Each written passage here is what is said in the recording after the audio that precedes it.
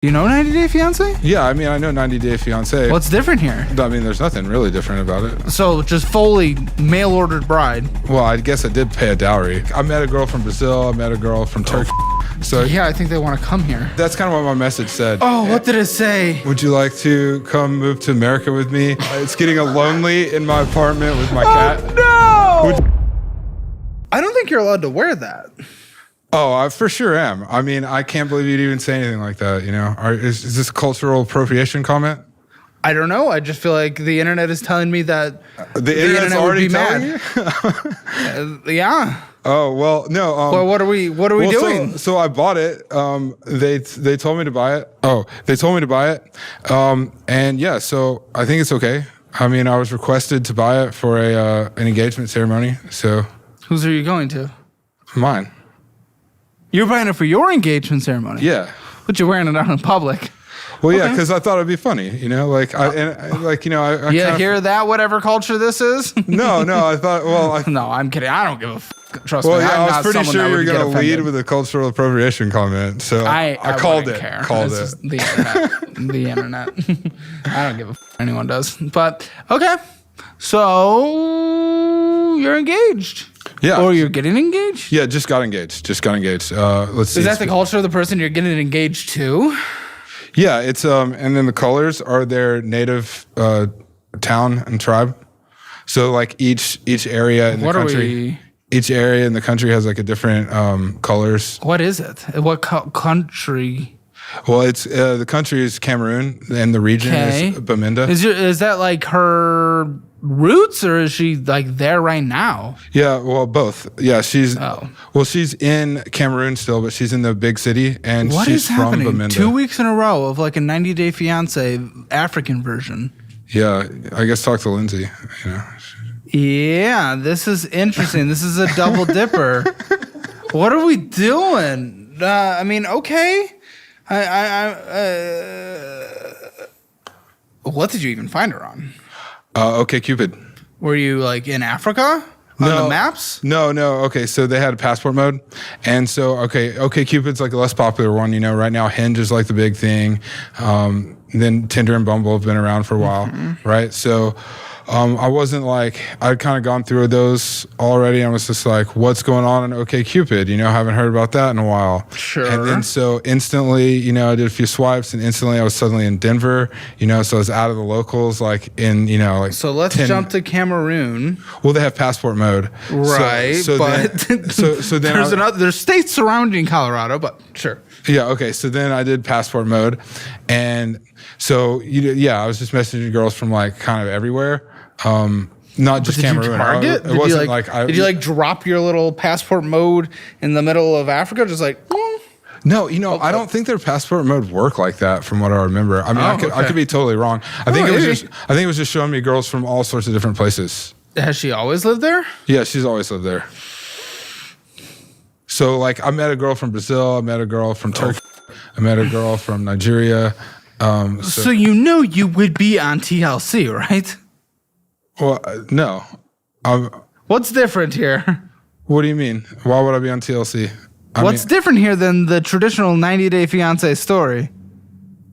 Do you know 90 Day Fiance? Yeah, I mean, I know 90 Day Fiance. What's different here? What do you mean what's different about it? What's different about your situation than 90 Day Fiance? I mean, there's nothing really different about it. So just fully mail-ordered bride. Well, it's not, I guess I did pay a dowry, but yeah. We talked about that one too. But yeah, no. So okay, it's like the just like a white dude like pays the family tribe some money and then they get to marry their daughter, bring them over. Kind of. Yeah, I mean that's kind of how the dowry works.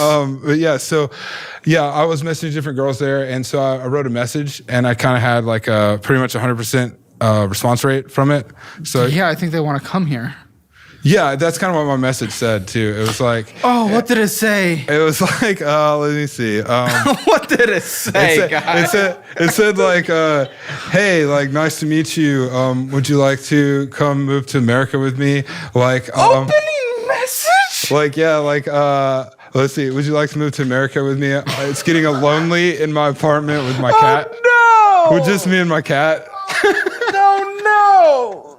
Oh no. But hey, look, like I think it was the right thing to say because, like I said, I guess you were being honest. Well, yeah, I got 100% response rate. Like when you and they all said yes.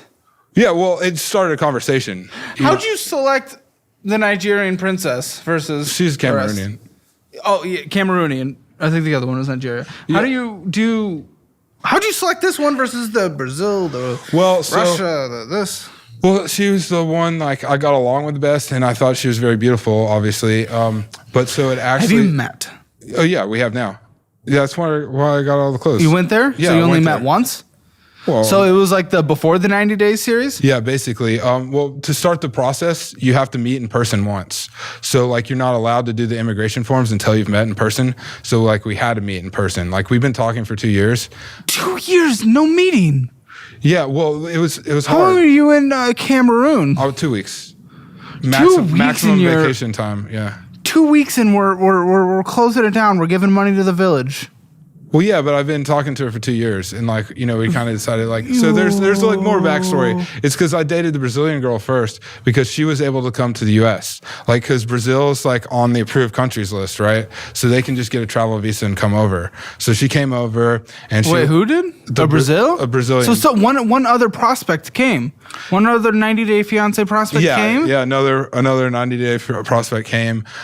So that went like good and bad, but mostly probably bad in the end. I guess we just didn't get along. Do you have something for someone that like a international kink or something? Like, is there? It's not a bad thing. I'm not. But the fact that the only people you were talking to was international was like, did you have a hard time dating nationally? Well, sort of, right? Like that's what I was saying. Like when I'd go on like Tinder and like but you could have got someone in Florida. Right. Well, yeah. Well, I guess the quality was higher. Yeah. Okay. So it's like, So accent. Ding, ding, ding. Well, no, it was just like they're nicer, prettier, like, smarter, like, but yeah, are you not afraid that, wait, why did the Brazilian one not work out? Sorry, we will get to the finances. This is very interesting. Because she's a fiery Brazilian, and you guys fought? Yeah, a little bit. And like, what'd you fight over?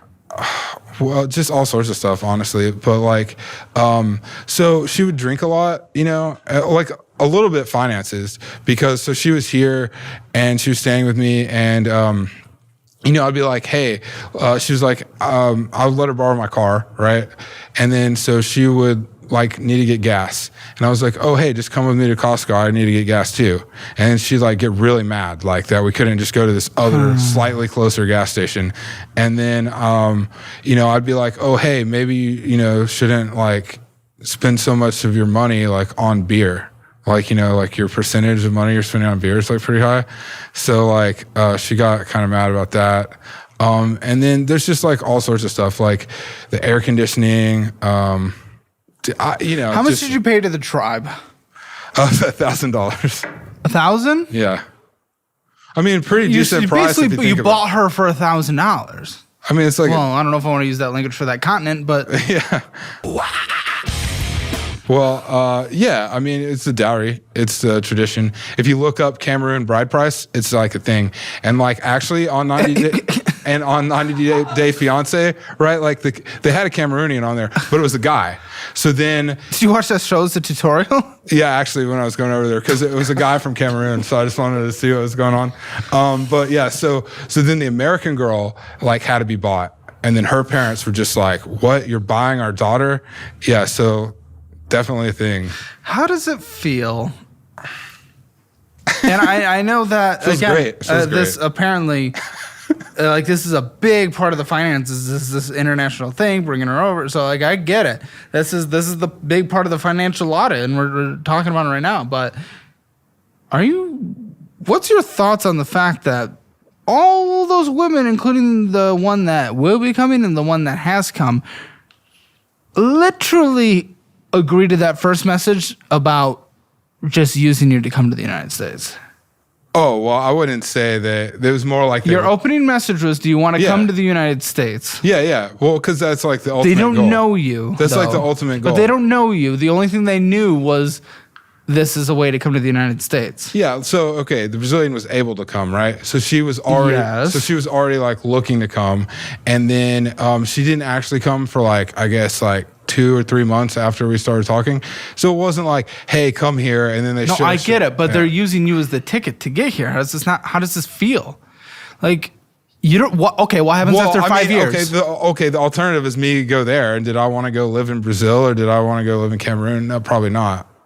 So what happens after like 5 years of marriage and they can kind of, less consequences, kind of cut that ties? I mean, like I said, we get along. Like, you know, like I've had But what if her mission is just to get here? That was your opening message. I'm not saying it 100%, but that was your opening message. Yeah, I mean, that's so fair. That's the first thing they knew. The first thing that started the conversation was, this is their way to the United States. Yeah, I mean, I guess like that's a really negative way to look at it. But that was your opening message. No, hey, it's fair. You like, didn't bring it up once they knew you. Yeah, but the whole time, like people told me like, oh, when you go over there, like, you know, are you sure you've talked to her? Like, are you sure she's not catfishing you? Are you sure you're not going to get kidnapped? I'm glad she's not at least catfishing. You know, like there's like this huge like list of things that everyone told me to like worry about. Like, oh, you're not going to get along. It's going to be different when you meet in person. But like we'd been talking for 2 years and we've been doing like video calls like pretty much forever. I get that. That's not like, what I'm saying. No, we genuinely get along and like we smile when we talk to each other. Okay. I mean, look, like I smile with my friends when I talk to them. Yeah, okay. But yeah, that's and coworkers and you. That doesn't mean we're fucking getting married for love, me and you. I don't think it's a high concern right now. I think the probability is like relatively low. That can happen with people even that live next door to you. No, of course. So like, but your probability is higher. I mean, is it though? When you do we have only stats talk on to that? the people that when you only talk to the people that responded yes to wanting to come to the United States from your opening message, I would suggest so. I haven't even asked what your job is. What do you do for a living? So I do software engineering. Oh, okay. Cool. So you make some money. What are you making? Well, so I guess all income sources right now, after taxes, after medical bills and all that. Not medical bills, but insurance. Yeah, sure. What hits in that? Sure. Yeah, okay. 10,000 a month? Yeah. Yeah, dude. Absolutely killer. I know some foreign-born princesses would love that. That is great. Yeah. So, but when I met her, I didn't make anywhere near that much money. What'd you make? It was probably more like 3,500 a month. Yeah, 3,500 a month. Well, that's probably about like 3,000 more a month than their annual GDP per capita. Yeah. She doesn't make a whole lot of money. What does she do? Is she gonna come does here like, and mooch? She does eyelashes and she does like hair stuff. Right. Well, eyelashes is pretty lucrative here. It's just not there as much. Yeah, but people pay like will 100. She do it legally here? Yeah, once we get her a green card. Cool. And what happens after 3 years of marriage and she has a green card? Because you pretty much got to be married like 3 years with the green card. Yeah. And then they can get divorced and then just be on a green you card. can always, like, anyone you get married to can divorce you. I mean, it's like, the intention. I mean, that's probably why you're not married, is because you're worried about that. I mean, I was too. No, that's not what. And to be fair, I was too. You know, like I was worried about like that. But then I just specifically know this one guy here in Austin, Texas. I don't know him personally. I actually know the girl. But they got married. She was from, she's, I think, China or Taiwan. Well, just over there. And she got married, got the green card, 2 to 3 years after marriage. Done. Out. And now she's just trotting around with a green card.